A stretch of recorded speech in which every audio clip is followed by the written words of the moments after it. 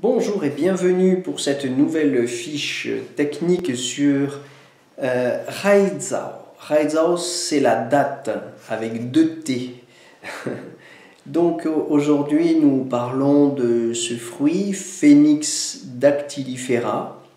Phoenix, ça ne renvoie pas du tout à l'oiseau mythologique que tout le monde connaît. Phoenix, ici, ça renvoie à la Phénicie. À cette région du Proche-Orient qui, dans l'Antiquité, cultivait abondamment les dattes, certainement cette région du monde d'où les dattes sont originaires. Et voilà, il y a 6000 ans environ que ce fruit est connu, semble connu et cultivé d'après ce que les archéologues croient avoir découvert. Un fruit qui a une longue histoire, un fruit chargé de sucre, mais d'histoire aussi, qui a servi de monnaie d'échange avant l'apparition de la monnaie, qui fut un grand symbole égyptien de fertilité, qui a été aussi un symbole religieux dans les cultes romains, qui renvoie dans la symbolique chrétienne à l'arbre de vie. Le palmier sur lequel poussent les dattes a pu être utilisé comme métaphore de l'arbre de vie chez les chrétiens. Bon, voilà, pour la petite histoire. Alors, en médecine traditionnelle chinoise, c'est un fruit de saveur douce, évidemment. Son goût ne trompe pas, sans aucune acidité, c'est sûr, et de nature légèrement tiède. Voilà. C'est un fruit qui a un tropisme marqué, essentiellement sur l'arat-estomac, les poumons et accessoirement le cœur aussi. Alors d'abord, pour ce qui est de l'essentiel, donc comme grand tonique de la rate, je crois que c'est sa fonction principale, on l'utilise pour les vides de qi. Pour les vides de qi de rate, donc en cas de fatigue avec inappétence et selle molle, voire diarrhée, c'est le fruit auquel il faut penser. Évidemment, s'il y a une crainte du froid, donc vide de yang de rate plutôt que vide de qi, on les combinera, ces dattes, avec du gingembre pour son action échauffante. Bien, sur ce tropisme rate-estomac, donc on pense à la fatigue, à l'appétit, on pense à la stimulation de la sphère digestive. Mais la rate, c'est aussi la source du sang, donc il est intéressant de penser aussi à ces dates pour traiter les vides de sang. Voilà, on peut aussi se souvenir que le sang étant le véhicule de l'esprit, ces dates peuvent avoir une certaine utilité pour traiter les anxiétés et palpitations qui auraient quelque chose à voir avec un vide de sang, de la rate et ou du cœur. Bien, le deuxième tropisme, c'est le poumon.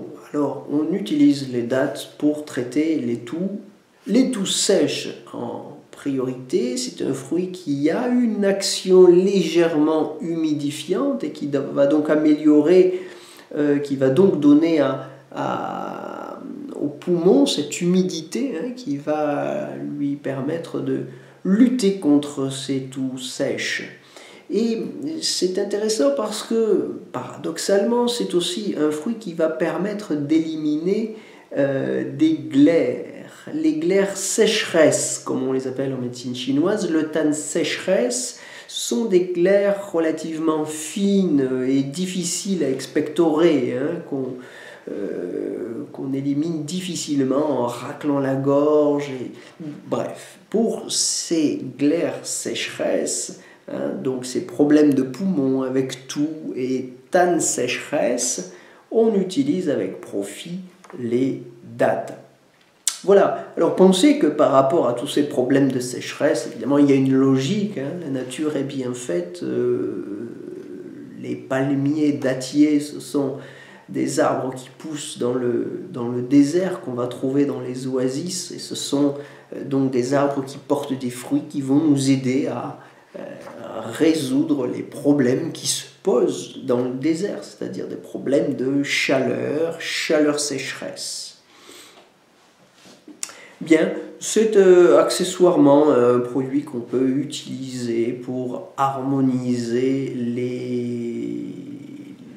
les médicaments, les plantes qui composent les prescriptions de pharmacopée en médecine chinoise, parce que c'est un produit qui possède une certaine vertu antitoxique, mais ça, c'est bon, relativement secondaire quand on en fait un usage diététique. Remarquez que c'est un fruit sec. C'est un fruit sec très original donc, par rapport à cette grande majorité des fruits qui sont gorgés d'eau. La date ne contient que 15 à 20% maximum d'humidité quand les fruits ordinaires en contiennent 80. Donc ça c'est tout à fait remarquable et ça va évidemment avoir des effets sur la concentration en sucre.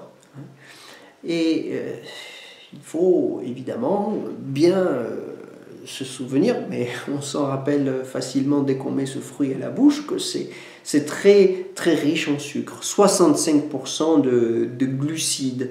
Un fruit très calorique, 3 fois plus que la banane en moyenne. Donc il faudra faire attention évidemment pour tous les problèmes, pour tous les profils de patients à maladies cardiovasculaires, pour tous les patients diabétiques qui souffriraient d'obésité, etc. Alors, ça n'empêche pas ce fruit d'être riche en oligo-éléments aussi, en vitamine B. C'est un fruit qui contient beaucoup de bonnes choses et c'est la raison pour laquelle on a dit tout à l'heure, déjà à juste titre, que c'est un grand tonique de l'énergie. Mais notez tout de même que, en plus de cette concentration en sucre qui le rend délicat à l'usage pour beaucoup de nos patients occidentaux qui souffrent de pathologies cardiovasculaires, c'est aussi un fruit qui est pauvre en vitamine A, C ou E. Donc voilà, à utiliser avec discernement. C'est un fruit qu'on peut consommer frais ou séché, autour de 3 à 10 fruits par jour en moyenne pour avoir un usage, disons, thérapeutique, qui pourrait commencer à produire quelques effets thérapeutiques. 3 dates par jour, c'est relativement peu, mais sur une durée de 2 ou 3 mois, ça produit des effets très, très doux et intéressants. C'est disons autour de 10 à 30 grammes par jour. Voilà, et encore une fois, je souligne la nécessité de consommer ce fruit avec le plus grand discernement quand on souffre de diabète, d'obésité, quand on souffre de tanne humidité. Encore une fois, c'est un fruit du tanne sécheresse et pas du tanne humidité. Attention aussi quand on souffre de stagnation, parce que comme c'est un fruit nourrissant, évidemment, il n'est pas indiqué si on souffre de stagnation, même s'il s'agit d'une simple stagnation du qi du foie. La stagnation, ça se disperse. Donc attention de ne pas tonifier quand on est sur un terrain de stagnation. Évidemment, attention si vous souffrez de pathologies dentaires et si vous souffrez aussi de parasitose, parce que les parasites intestinaux se régalent de ces sucres. Donc, à ces réserves près, eh bien, je vous souhaite un bon appétit et je vous retrouve très bientôt pour de nouvelles fiches de diététothérapie en médecine traditionnelle chinoise avec les formations énergie.